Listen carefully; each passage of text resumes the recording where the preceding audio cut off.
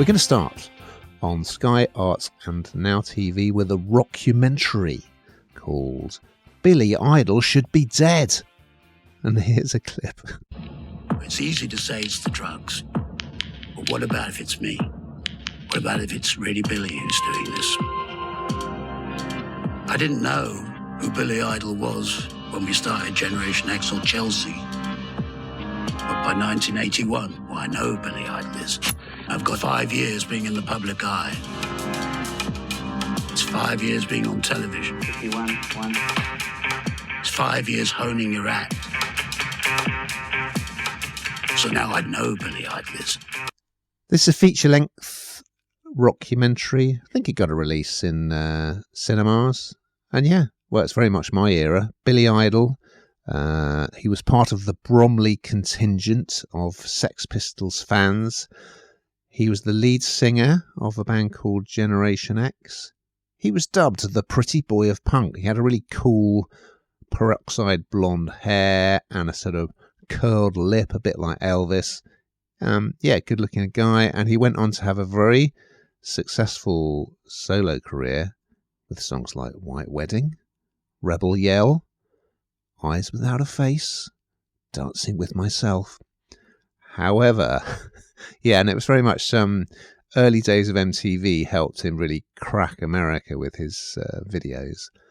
However, as we know from many a rockumentary, alcoholism and drugs are never far away, not to mention that he had a horrific motorbike accident after which he nearly lost a leg.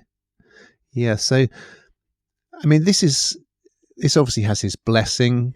There's quite extensive interviews with him as he is now. He's a granddad now. And he genuinely feels lucky to be alive, given the life he's led. And he's still recording, performing. There's one of his new songs is played over the end credits. There's some really good animation, a bit like kind of Julian Temple style, to help tell the story. We've got various talking heads, including, I think, the bass player from Generation X and various other bods. His ex-girlfriend, Perry Lister, who was a dancer in Hot Gossip, and the mother of one of his 3 children. Yeah, the stories behind his offspring are quite interesting as well. So yeah, I guess he kind of says when he started out, he didn't drink or take drugs at all, but I think he kind of felt the pressure to be Billy Idol and to sort of be a rebel. And yeah, it all went horribly wrong, which it does as soon as you become an addict.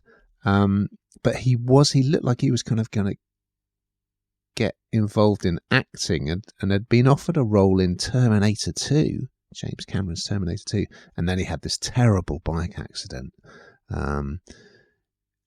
I would say, considering it's got his stamp of approval on it, it's very warts and all. He's pretty honest about everything.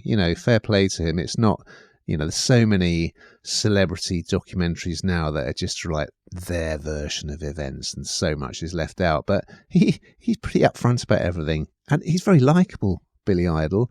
And, I'm an 80s kid. I loved his music. So, really enjoyed this. What did you think, Hannah?